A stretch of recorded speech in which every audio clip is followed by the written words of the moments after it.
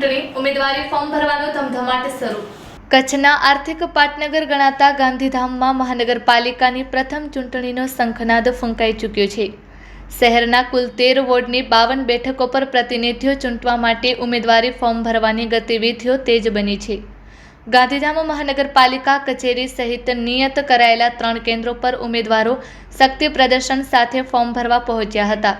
અંદાજે 2,15,000 મતદારોના ભાવિનો ફેસલો કરનારી આ ચૂંટણી માટે રાજકીય પક્ષોએ એડીચોટીનું જોર લગાવ્યું છે। કોર્પોરેશન જાહેર થયા બાદ આ પ્રથમ ચૂંટણી હોવાથી શહેરના વિકાસના નવા સમીકરણો સાથે ઉમેદવારો મેદાને ઉતર્યા છે।